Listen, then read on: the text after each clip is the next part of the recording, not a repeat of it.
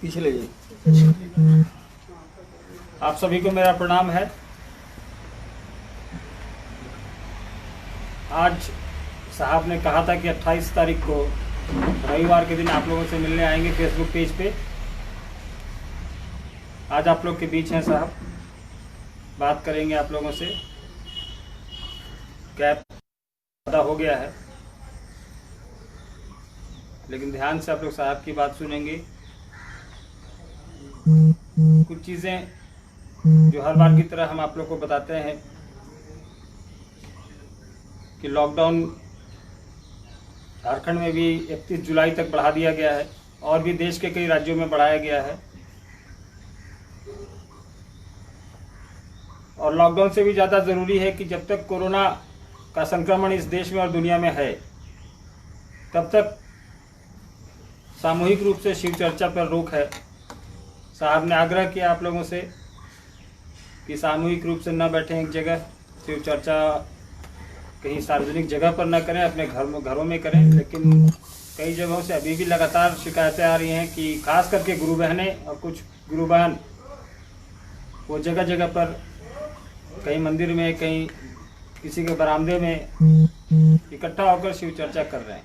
कई जगह तो माइक भी लग रहा है, मेरे पास उसका वीडियो भी आया है।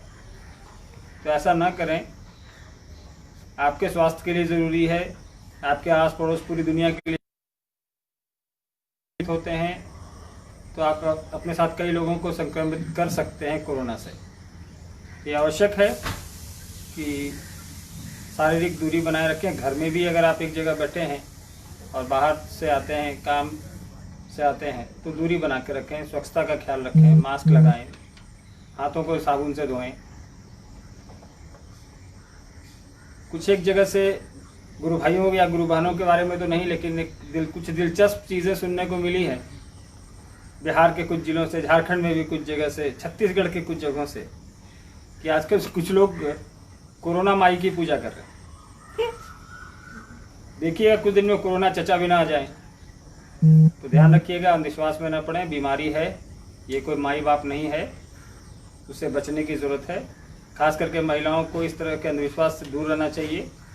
बाकायदा वीडियो और अखबार में छप रहा है कि लोग कोरोना माई की पूजा कर रहे हैं और लड्डू चढ़ा रहे हैं। ऐसा करने से अगर बीमारियां भागती तो आज पूरी दुनिया में कोई भी बीमारी नहीं होती।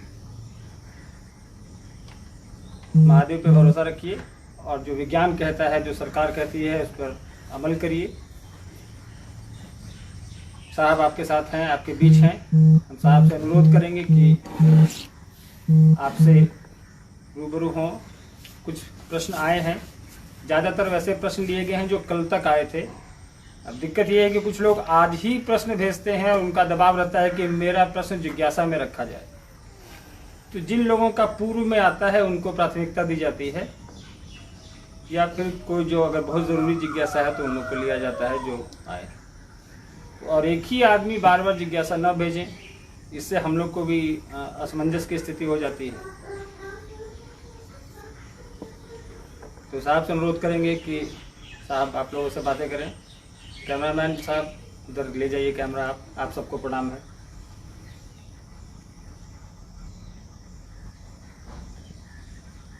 आप सबों को मेरा प्रणाम। मैंने कहा था कि रविवार को 28 तारीख को आऊँगा। समय तो निर्धारित है ही 1:30 बजे।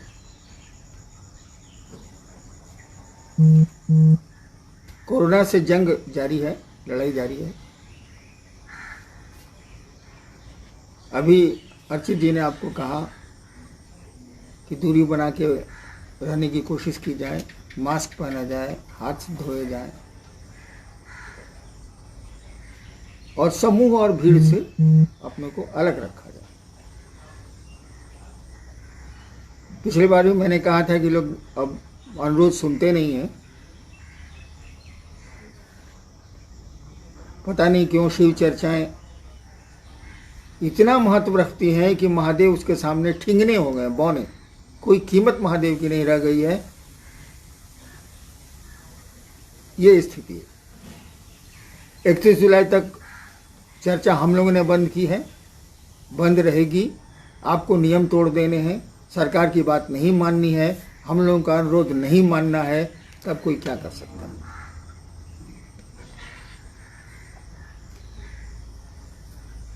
लेकिन सही सलाह तो यही होगी कि अपने को बचाएं इस कोरोना से और अपने चलते दूसरों को खतरे में नहीं डालें।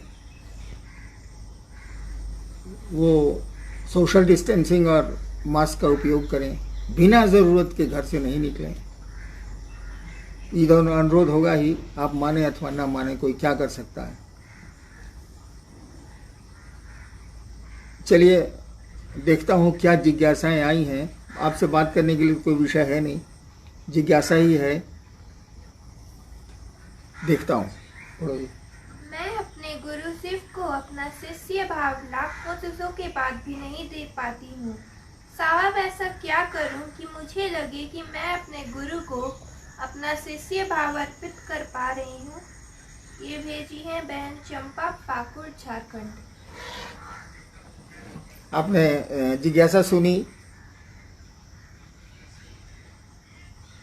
जिज्ञासा है कि मैं अपने गुरु को शिष्य भाव नहीं दे पा रही हूँ, क्या करूं कि शिष्य भाव दूं। शिष्य भाव है क्या? एक विचार है कि शिव मेरे गुरु हैं, मैं उनका शिष्य हूं। यही विचार जब घनीभूत होता है, प्रगाढ़ होता है, तो इसको भाव बोलते हैं। जैसे माँ का भाव, पिता का भाव, पुत्र का भाव, पत्नी का भाव। तो शिव की शिष्यता भी एक भाव है। भाव का अर्थ हुआ कि हम जो विचार अपने मन में कर रहे हैं कि हम महादेव के शिष्य हैं, महादेव मेरे गुरु हैं, इसका मजबूत हो जाना, इसका प्रगाढ़ हो जाना। इसके लिए आपको 3 काम बताए गए, 3 सूत्र बताए गए। पहला कहा गया कि इस विचार को बार बार अपने मन में दोहराएं। आप बोलने से नहीं होगा, मन में दोहराएं आप कि हे शिव आप मेरे गुरु हैं, मुझ पर दया कर दीजिए। धीरे धीरे धीरे धीरे ये विचार आपका, अभी तो दिमाग से बोल रहा है, दिमाग बोल रहा है, मस्तिष्क बोल रहा है, धीरे धीरे आपका हृदय बोलेगा, दिल समझ जाएगा कि शिव मेरे गुरु हैं। और जहां दिल समझा कि शिव मेरे गुरु हैं, दिल से ही भाव पैदा होते हैं, दिमाग से तो होते नहीं। तो शिष्य भाव प्रेषित होने लगेगा। शिष्य भाव कोई खास चीज नहीं है। आपका ये विचार कि शिव आपके गुरु हैं, बस यही विचार और इस दिशा में आपका कृत्य, आपका काम ही आपको शिष्य भाव में ले जाएगा। शिष्य भाव कोई लड्डू तो है नहीं कि जिसको पकड़ेंगे हम लोग। वो विचारों का घनीभूत होना है, शिष्यता के विचार का घनीभूत होना है। इसके लिए 3 सूत्र आपके पास हैं, उसको करें आप। नेक्स्ट। भाई अविनाश जी गुरुग्राम दिल्ली एनसीआर लिखे हैं, शिष्यत्व ही किसी पारलौकिक प्रयास का प्रथम सोपान है, कैसे? शिष्यत्व ही किसी पारलौकिक प्रयास का सोपान है। प्रयास का कहिए, उसका उत्कर्ष का सोपान। बिना गुरु के कैसे होगा ये पहले बताइए। शिष्यत्व तो मैंने कोई गुरु है, कोई किसी का चेला है, बिना गुरु के होगा कैसे?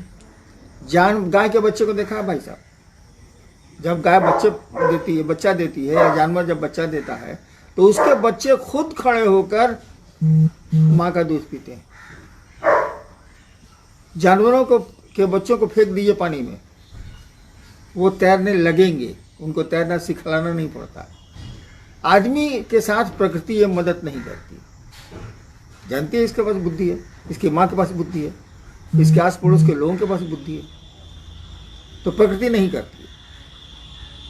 आदमी के साथ क्या है कि इसको सिखलाना पड़ता है, इसको ज्ञान देना पड़ता है। और यही कारण है कि लाख पुस्तकों के बावजूद भी स्कूल चल रहे हैं, कॉलेज चल रहे हैं, शिक्षक पढ़ा रहे हैं, किताबें हैं, बड़ी अच्छी अच्छी किताबें हैं, लेकिन उसके बावजूद भी, उसके बाद भी शिक्षक हैं जो पढ़ाते हैं, स्कूल चलते हैं, कॉलेज चलते हैं, विश्वविद्यालय चलते हैं। आदमी के बच्चे के साथ यही है।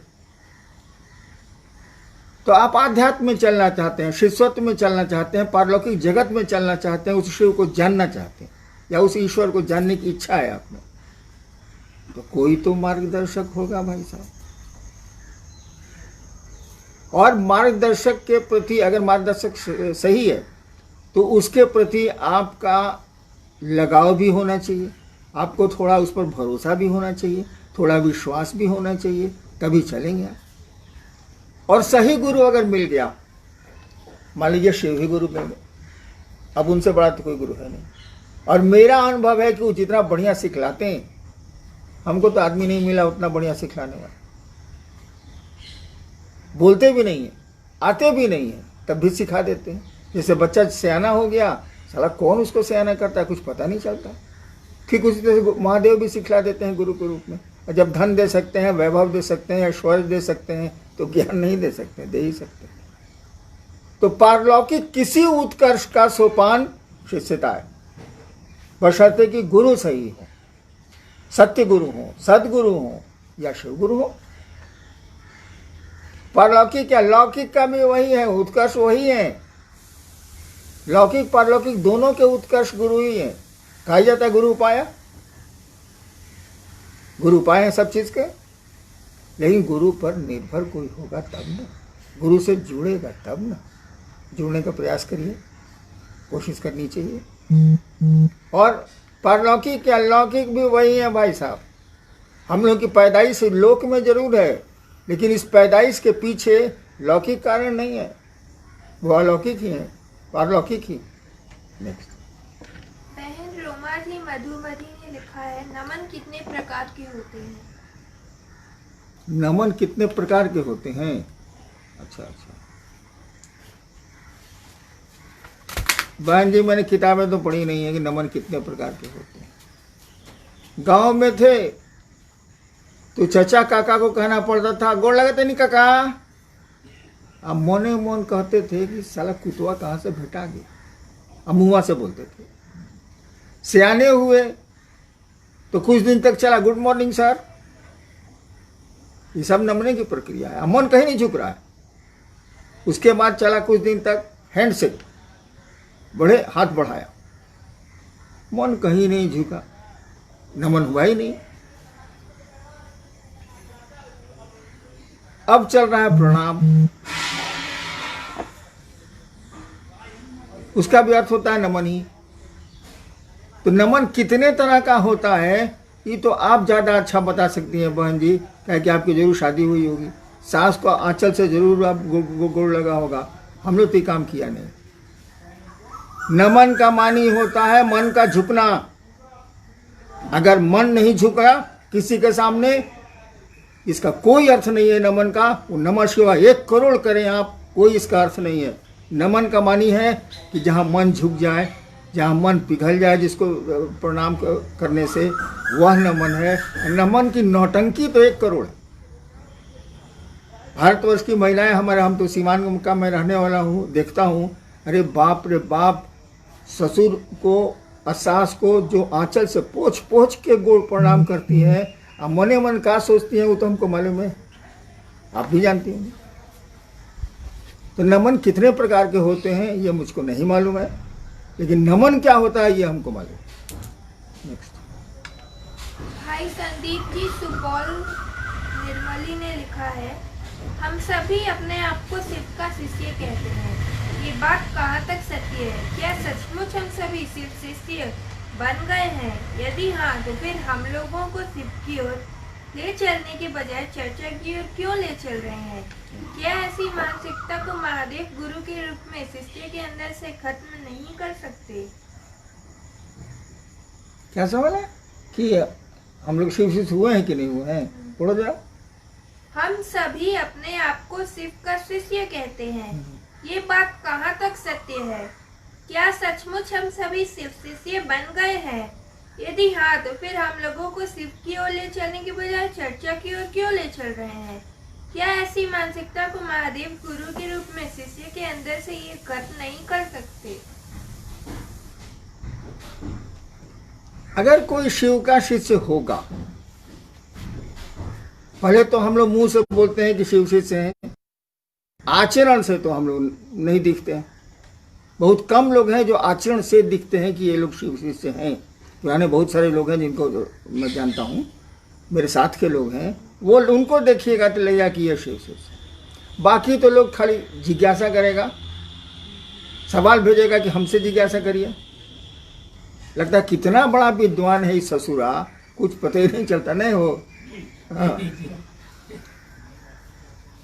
जहां तक ये कहने का सवाल है कि हम लोग शिव से हैं, कोई भी अच्छी बात बोली जाती है। हम फलना स्कूल में पढ़ते हैं, किसी बच्चे से पूछिए किस स्कूल में पढ़ते हो बाबू, कौन क्लास में पढ़ते हो, तो बताएगा इस स्कूल में पढ़ते हैं। और सच्चाई है कि स्कूल जाने के बहाने जाके वो कंप्यूटर पर गेम खेलता है दुकान में, नहीं है? हम तो अपने घर में देखा है। सच्चाई है कि वो पूरा शहर घूमेगा साइकिल से, स्कूटर से, अब बाप माई को बोलेगा कि जी कॉलेज स्कूल से आ रहे हैं, बोल तो रहा है वो। इसी तरह से हम लोग भी बोलते हैं हम लोग शिव शिष्य हैं, अच्छी बात बोलनी चाहिए, हैं, पॉजिटिव है ये। लेकिन आचरण से तो शिव शिष्य अगर हो गए आप, तो आप भाई साहब जितना सवाल कर रहे हैं ना, कोई नहीं करेगा। जो शिव शिष्य हो जाएगा, इसके मन में शिव गुरु, क्या कहिएगा उसको, शिव गुरु से उसका संपर्क हो जाएगा, तो इतनी बात वो बोलेगा ही नहीं कि शिव शिष्य हुए कि नहीं हुए, क्या हुआ, काहे के लिए चर्चा हो रही है। और अगर कोई शिव शिष्य हो जाता है तो क्या क्या करेगा ये बताइए। दया मांगेगा कि महादेव को मारेगा? कोई चेला है तो दया मांगेगा, तो चेला है तो पूछता है कि गुरु की दया ही सब कुछ है। प्रणाम करेगा, यानी झुकेगा, वो नौटंकी नहीं करे, भले झुकेगा वो अपने गुरु के सामने, शिष्य झुकता ही है। और गुरु शिष्य को अपने जैसा बनाते हैं, गुरु शिष्य को अपने जैसा बनाते हैं। चोर अपने चेला को चोर बनाएगा, डकैत अपने चेला को डकैत बनाएगा, दर्जी अपने चेला को दर्जी बनाएगा। तो गुरु अपने शिष्य को गुरु बनाते हैं। गुरु का काम क्या है? वो दूसरों को ईश्वर से की ओर उन्मुख करते हैं, ईश्वर की ओर ले जाते हैं। तो आपको मना ही कर देंगे कि आप गुरु नहीं हो सकते। मैंने शुरू किया इस काम को, मैंने ही मना कर दिया, यह प्रेरोगेटिव है मेरा। मैंने मना कर दिया कि कोई शिव गुरु होंगे, कोई शिव का चेला गुरु नहीं होगा। लेकिन ज्ञान तो फूट रहा है अगर गुरु आपके भीतर है तो, गुरु से संपर्क है तो। कहीं गुरु भाव क्या लक्षण है? पिता भाव का लक्षण है कि वो अपनी संतान को प्यार करेगा, पति भाव का लक्षण है कि वो पत्नी का केयर करेगा, पुत्र भाव का लक्षण है कि वो पिता का ख्याल रखेगा। उसी तरह से गुरु भाव का लक्षण है कि वो दूसरों को ज्ञान देगा, ईश्वर की ओर ले जाएगा, शिव की ओर ले जाएगा। उस भाव का ही लक्षण है, प्रकट ही होता है लक्षण इसी से। तो कोई शिव से मान लीजिए हो गया या है, तो उसमें ये लक्षण प्रकट होंगे। दया की स्थिति में जाएगा वो, दया मुंह से मांगे या नहीं मांगे, दया की स्थिति में उसका मन जाएगा, नमन की स्थिति में उसका मन जाएगा, और गुरु को लोगों को शिव की ओर ले जाने की कोशिश में लगेगा वो। तो कोशिश में वो क्या करेगा बेचारा? ज़्यादा से ज़्यादा चाय पिला सकता है, बोलेगा ही। इसीलिए गुरु चर्चा शिव शिष्य होने के बाद भी आप करेंगे, और शिव शिष्य होने के लिए भी आप करेंगे। साइकिल जो सीखी जाती है ना बाबू, गाड़ी जो चलाना सीखता है आदमी, चलाने सीखने के बाद भी वही प्रोसेस से गाड़ी चलती है। नहीं, जिस तरीके से आप गाड़ी चलाना सीख रहे हैं आज, गाड़ी जब चलाने लगेंगे आप अनायास, तभी वही तरीका रहेगा। अगर गड़बड़ तरीका से सीख जाएगा तो गाड़ी नहीं चलेगी। तो शिव शिष्य होने के लिए जो तरीके दिए गए, 3 सूत्र जो दिए गए हैं, शिव शिष्य होने के बाद भी वो तीनों सूत्र रहेंगे। उसके अलावा कोई आपके पास उपाय नहीं है। अंतर इतना ही होगा कि अभी सायास हो रहा है, कोशिश के साथ बात हो रही है, उस दिन अनायास हो जाएगा, खुद हो जाएगा। खुद ही मन शिव के सामने झुका रहेगा, शिव ही मन, खुद ही मन दया की स्थिति में आएगा, और खुद ही आदमी चाहेगा कि हे कोई महादेव की ओर चलता, कोई शिव को अपना गुरु मान लेता। खुद ही चाहेगा वो, उसके लिए कोशिश वो नहीं करेगा। कोशिश की जाती है पहले, साइकिल सीखने की कोशिश होती है पहले। जब कोई सीख जाता है तब क्या अंतर आता है? वो गप्पो कर रहा है आगे वाले से, अब साइकिल जा भी रही है बाजार में। नेक्स्ट भाई किशोरी ही विराटनगर नेपाल ने लिखा है, मैंने भगवान शिव को अपना गुरु माना है, दिल से माना है, लेकिन मेरा कर्म, मेरी बोली और व्यवहार से ऐसा नहीं। लगता कि मैं शिव का शिष्य हूँ, फिर मैं कैसे शिव का शिष्य बनूं? दिल से मान लीजिएगा ना भाई साहब, ये बोली महक दिल से मानते हैं। महादेव पर हमको जितना भरोसा है ना, साले किसी पर नहीं है, उसको एक पैसा भरोसा नहीं, बोलता है वो। अगर दिल से मान लीजिएगा ना तो भाव पैदा होते हैं, दिल से भाव पैदा होते हैं, विचार तो दिल से होता नहीं। ये भाव ही बता देगा कि आप दिल से महादेव को मानते हैं और आप उनके शिष्य हैं। आपका आचरण ही बता देगा।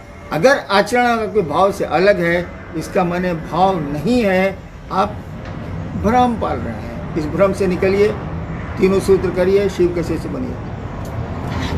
भाई सुनील जी कोलकाता पश्चिम बंगाल से लिखे हैं, साहब श्री एक बार चर्चा में आपने कहा था कि नमः शिवाय शिव के चित्त में फेंक सकता है या नहीं सकता। इस पंक्ति का क्या भावार्थ है?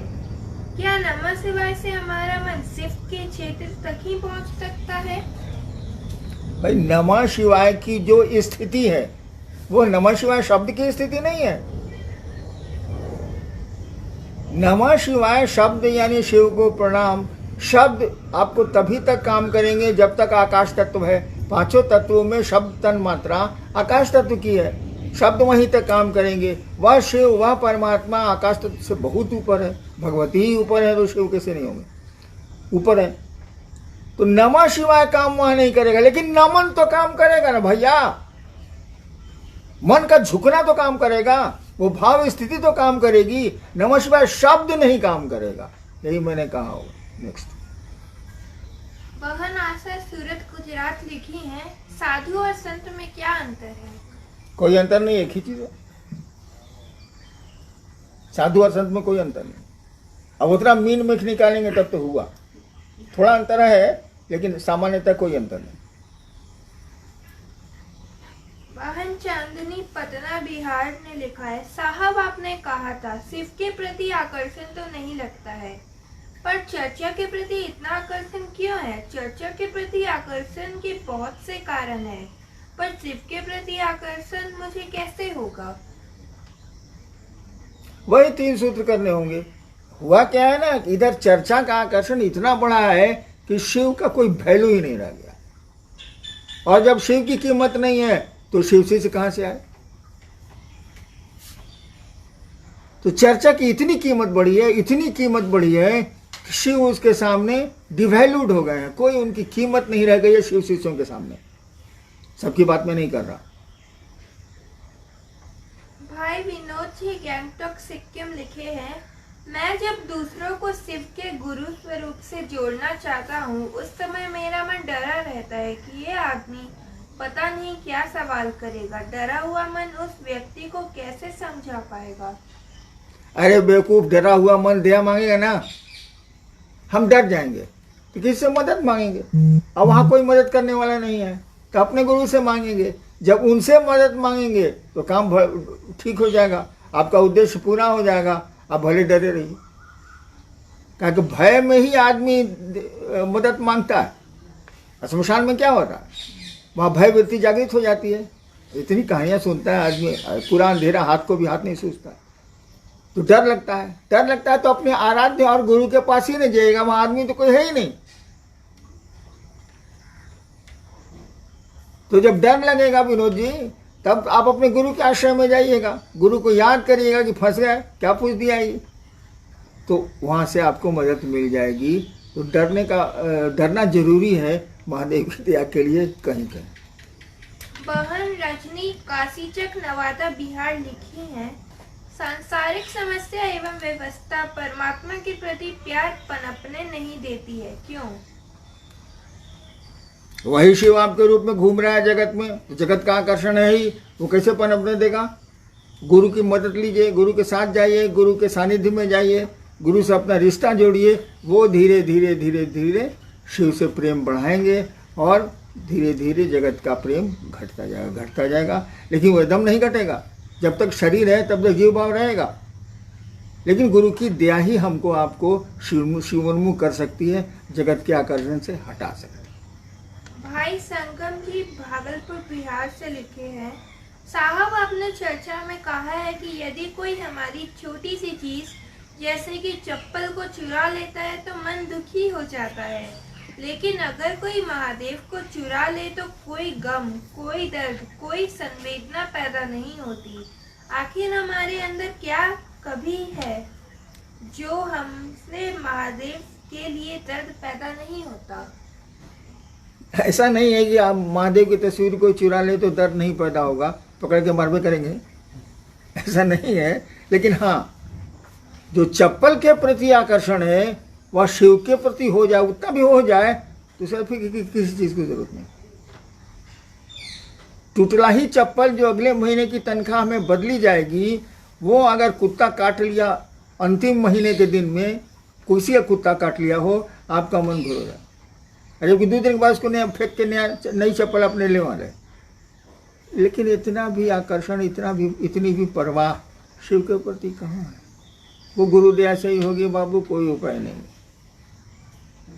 3 सूत्र करते चलिए, आगे बढ़ते चलिए।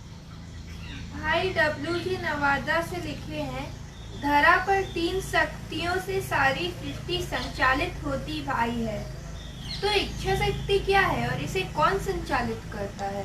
इच्छावान। इच्छा शक्ति इच्छावान की है, शक्ति शक्तिमान की है।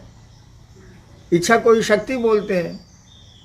उस शिव ने इच्छा की, जगत बना। कहा ही जाता है इच्छा मात्र प्रभु सृष्टि, ये पूरी सृष्टि उस परमात्मा की इच्छा है। आपकी इच्छा से भी बना है भाई साहब। आपने घर अगर बनाया होगा तो पहले आपकी इच्छा हुई होगी, तब ज्ञान लिया होगा, इंजीनियर ये वो से। और खाली ज्ञान लेने से, इच्छा करने से मकान नहीं बनेगा, तब क्रिया करनी पड़ेगी। सीमेंट लाओ, छड़ लाओ, ये लाओ, वो लाओ, बनवाओ। यानी इच्छा ज्ञान क्रिया तीनों क्या होना ही होना है, वो त्रिभुज बनना ही बनना है। सृष्टि में भी तो हम लोग भी जितना आदमी जितना बनाया है, सब उसके पीछे इच्छा ज्ञान क्रिया। शिव ने भी जो बनाया है उसके पीछे इच्छा ज्ञान क्रिया है। अंतर यही है कि यहाँ भी इच्छा, जगत की इच्छा करने के चलते वही परमात्मा है, और जगत से शिव की ओर जाने में वही परमात्मा है। इसीलिए त्रिभुज का दोनों केंद्र बिंदु एक ही है, एक ही परमात्मा। लेकिन दोनों 2 त्रिभुज हैं। एक ऊर्ध्वमुखी है जो जीव शिव की ओर जा रहा है, एक अधोमुखी है जिसमें शिव जीव की ओर आ रहा है। लेकिन केंद्र बिंदु दोनों का एक ही है, दोनों का शिव ही है, 2 केंद्र बिंदु नहीं है, केंद्र बिंदु एक ही है। भाई सुनील मौर्य जी कल्याण महाराज से लिखे हैं, जब साहब के कहने से महादेव को अपना गुरु बनाए और सिद्ध शिष्य बने, तो आपके द्वारा दिए 3 सूत्र को करना भी अनिवार्य है या नहीं? अनिवार्य तो नहीं है भाई। हमने शिव को गुरु माना था तो कौन से सूत्र थे मेरे पास? एक विवशता थी, एक लाचारी थी, एक शौक भी था कि सब गुरु को छोड़ दिया, तब महादेव गुरु मानेंगे। वैसे जानते हैं कि कुछ नहीं मिलेगा, तो खड़े रह गए। तो स्कूल में खड़े भी रहिएगा तो मास्टरवा पढ़ाई देता है, अब स्कूल से भाग जाएंगे तो मास्टरवा क्या करेगा? अनिवार्य नहीं है 3 सूत्र। अगर किसी के मन में शिव शिष्यता का अस्थाई जमाकड़ा हो जाए, अस्थाई रूप से जम जाए शिव शिष्यता, 3 सूत्र की किसी की जरूरत नहीं है। लेकिन जैसे जैसे शिव शिष्य बनना शुरू होगा वो, जैसे जैसे शिव शिष्य होना शुरू होगा वो, फिर 3 सूत्रों पर घूमेगा वो। उसको नहीं मालूम है कि 3 सूत्र क्या होते हैं। फिर घूमेगा, मन अपने गुरु से दया की स्थिति में जाएगा, मन अपने गुरु को प्रणाम करने की स्थिति में जाएगा, और गुरु भाव का प्रवेश होता जाएगा शिष्य में। इसीलिए गुरु के लक्षण भी प्रकट करेगा वो, दूसरों को ईश्वर शिवोन्मुख करेगा, दूसरों को ईश्वर उन्मुख करेगा। भाई गिरिवर जी सहरसा से लिखे हैं, गुरु से और परमात्मा से में क्या अंतर है? गुरु शिव में और परमात्मा से? परमात्मा के रूप में वो सबके साथ है बाबू। वो गाय भी है, बाघ भी है, मुर्गी भी है। गिरिवर जी जैसे आप मुर्गी खाते हैं ना, वो खा जाता है, परमात्मा है। लेकिन ईश्वर के रूप में वो समभाव में है, सबके साथ है। पर गुरु के रूप में वो समभाव में नहीं हो सकता है, उसको शिष्य से जुड़ना पड़ता है, सापेक्ष हो जाता है वो। ईश्वर निरपेक्ष होते हैं और गुरु सापेक्ष होते हैं, जबकि एक ही सत्ता है दोनों। ईश्वर भी गुरु हैं ईश्वर ही गुरु है और ईश्वर गुरु और गुरु भी ईश्वर है, वह गुरु जो सत्य है, सतगुरु। नेक्स्ट, चलिए अब कब आएंगे ये हमको नहीं मालूम, आपको खबर जाएगी। सुना कि बहुत लोगों ने कहा कि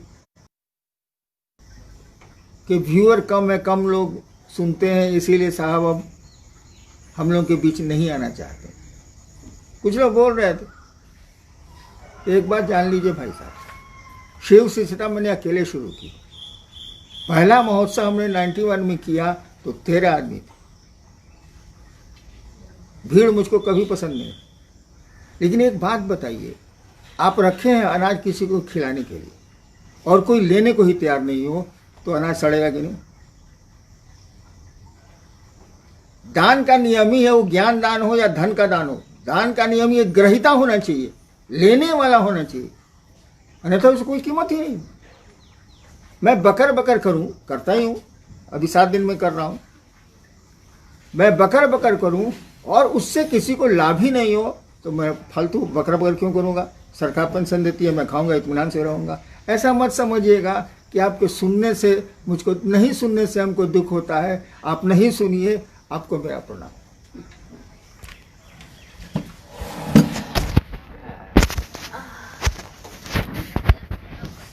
हाँ, दान देने कोई लेने वाला नहीं है।